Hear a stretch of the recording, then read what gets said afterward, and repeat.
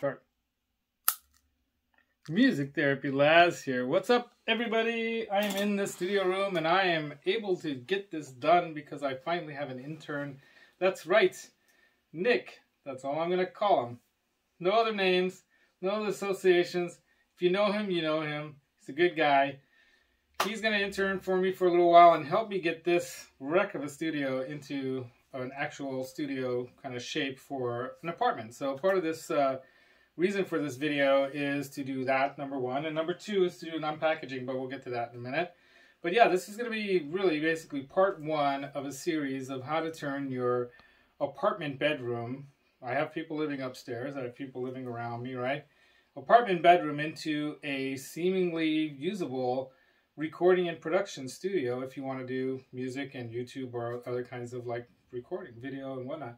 And as you can see, if you pan around here, Nick, I have quite a bunch of stuff, if you want to call it stuff, in here. And it's really unorganized and just kind of been piled around as I've been, using the space. Haven't been using this space. Stuff over here where the keyboards and all this is has not been really used in a while. And that's because I'm not planning on doing anything with that until I move that desk over here, because I want the length of the room as long as I can get that bass wave to flow, right? I want that frequency wave to open up as much as possible in that direction. So I'm going to have my monitors and everything over here. I've got to acoustically treat the window here. But today, step number one is going to be acoustically treating the sound from coming into the room, to some degree also going out, but mostly from getting in, because I have tenants above me that are rather loud at times when they're walking around. And I'm going to try to cut back that sound by putting some foam sheeting on the ceiling that's typically used for, like, I guess, insulation for the exterior of a home. It should work pretty good because it's about that thick and it's all styrofoam. And then on top of that, well, I guess from our perspective, it's going to be, this is going to go over that stuff on the ceiling, right? So if you pan up into the ceilings, you can see right now we've got this light we've got to work around. This is going to go then on top of that foam stuff. And Nick, if you want to come over here with that, let me pull the shade away a bit. And you can see right there in the middle of the gazebo is that sheeting. I've got about 4 or 5 sheets there. Yeah, that's enough. That we need to bring in here and screw up onto the ceiling. So I have some screws, I have some washers, I have drills, I have tools. Some people wouldn't have the ability to do this if they don't have the skills or maybe the confidence, but I'm going to try to make it as easy as possible for you guys to see how you can soundproof a room to the best degree you can without doing any major reconstruction. Because generally, if you want to really do a really good sounding room, you need a much bigger space, easily twice as big as this space. And definitely it would help to, build a room within a room. So you would reframe the whole room inside the room. What I'm planning to do is, if you spin around slowly, you guys all see that on the other side of that room there, or this room here, we've got a closet, right? So there's clothes and stuff like that in there. That's going to do some sound deadening to a degree. I've got some, draperies here that are not super heavy.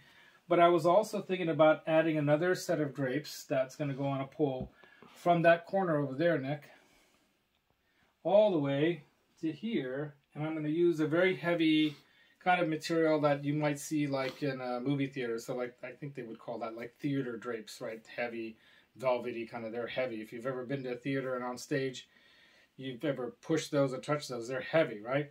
So I'll probably put some of that going all the way across here. I'm going to lose a little of this space. But that's also going to deaden the sound between here and the entry doorway into here, which is also a problem sound-wise right now because it's just a hollow core door, right? A lot of sound is coming through that. So once I have that cordoned off in a sense, then the room is basically going to be this almost square. It's kind of a rectangular sized room. But yeah, we're going to do the best we can with the acoustic treatments that we have available. And one of those other types of treatments is this. Unfortunately, I haven't had the time yet to soak this stuff in water and then drench it out and let it sit out. This is the Donner acoustic tiles that you can get the whole pack of 50 for under, like, I think 40, 50 bucks. And it's like $1 for one of these, which is a lot cheaper. And there's what's nice about these is that they're also fireproof or fire resistant. So though they're really thin right now, once you dip these in water and you kind of let it soak up and then you dry them out, then they're going to be a lot thicker. They're going to be thicker. And I'm going to use these on top of some other acoustic treatment as a way of spot treating the room for the acoustic issues that we might run into. We're going to have to test those things with software off the phone or whatever you can use with microphones. But definitely this is not going to be the most perfect production studio sound-wise, but I am planning to have a little electronic drum set over here. We're going to have bass guitars. Probably going to do a lot of the recording through headphones anyway, because we probably wouldn't be able to get as loud as we'd like to get everything to sound good. And playing anything together in here is not going to sound great, especially if we're going to do like some kind of higher level recording. But for fun, it would definitely be nice to be able to do that once in a while. But the main idea is to kind of acoustically treat this so that it's workable. It's a workable solution. And then have everything rearranged in here so that we can actually function in here in some kind of sense of sanity, right? So until next time, Music Therapy Laz here, thanking you for joining me and my good friend Nick here, for interning for me for a few days or longer. We'll see how long it goes. And don't forget that the secret to tone, Pokey knows, Gumby knows. Secret to tone is in your mind. That's this thing. But the feel comes from your heart. Oh, wait! I forgot the unpackaging. Hold on, unpackaging. Unpackaging. You know what? We have to use the right kind of equipment here for this.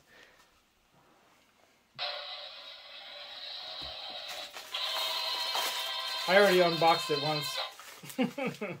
So this is some stuff for this. So as you guys know, some of you, if you're new to the channel, check back out some of the previous recordings. But if you're new to the channel, this is the latest. Finally came in the mail. And it's been on order for a little bit. And I finally got it. Got a great deal. And of course, I'm going to do this thing up in proper Eddie Van Halen form. I got to mod this thing. Mod number 1 is going to be putting the proper EVA strap on it. And if we all know, the Frankie did not have your standard kind of guitar strap buttons there, right? So he actually did something pretty crazy. If you want to call it crazy. He put these like dog collar kind of clasps on the guitar because he was actually wired up jumping across stages and stuff back in the 80s, right? They had quite a show back then. Probably why his body got all messed up over the years, right? That's going to get hooked on there. It's going to get hooked on these hook eyes. The first time I saw these hook eyes on a guitar at NAMM, on his guitars, I'm like, what the heck? Because I didn't really know. You know, I wasn't that big of a Eddie Van Halen nerd. I've become more of one recently. And then, of course, you got to have the 1971 quarter on there too, right? Got to have that on there. Nick has no idea what I'm talking about and why any of this matters. And then, of course, you got to have, oops, those are the other hook eyes, which you probably won't use. You got to have the reflectors that go on the back of it. And this little package here is some blue paint. So if you're a real Eddie Van Halen nerd, you'll know that the Frankie has like some little bits of blue paint on it. On the back mostly. Around the edges. And that's what this is. So I got this on eBay from some guy named Dave. I don't know which Dave it is, but I could guess it might be a particular Dave. I think I might know, kind of. But it might not be, so I'm not sure. It came from Florida. If you're Dave from Florida, thank you for providing these to me at a decent cost. And yeah, we'll then do that modding of the, I guess you would say, the first ever Super Frankenstrated modded guitar. I mean, yeah, people modded guitars before Eddie Van Halen, like with a pickup, or, you know, Eric Clapton was famously known for, you know, putting his Blackie together from parts. So that was the first, like, parts caster of sorts, outside of maybe what I think Hendrix might have done to his guitars. But, yeah, this was like, this is basically would have been white with black parts if it was, I mean, white with black stripes, if it was the previous version of the body. The neck got broken on that guitar. I have a faux mock-up of that thing over here, which is actually a Sector Sun Valley Super Shredder, hence the like floating Floyd, which Eddie does not do. It does not float his bridges. Anyway, so this is going to be done up just like you know, that one that's for a little while sat at the Metropolitan Museum in New York. It would have been cool to see that. But wherever it resides now, someday I'll see the actual one. But I'm going to go by pictures to try to get it as accurately as close to the original as possible. So, thanks for joining me. Oh, that's good that I'm clapping. So that's another thing we need to do.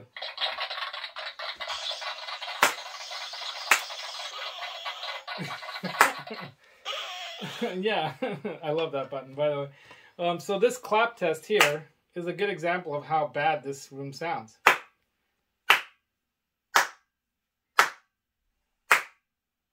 Pretty terrible, right? And when we're all done with this series, everything's properly acoustically treated and the room's rearranged. It might take a few weeks, hopefully less. Then you guys will get to see really how it can be done, right? So until then, again, Music Therapy Labs reminding you, see the tones in your mind, but the feel comes from your heart. Put them all together and rock out. Music Therapy Labs.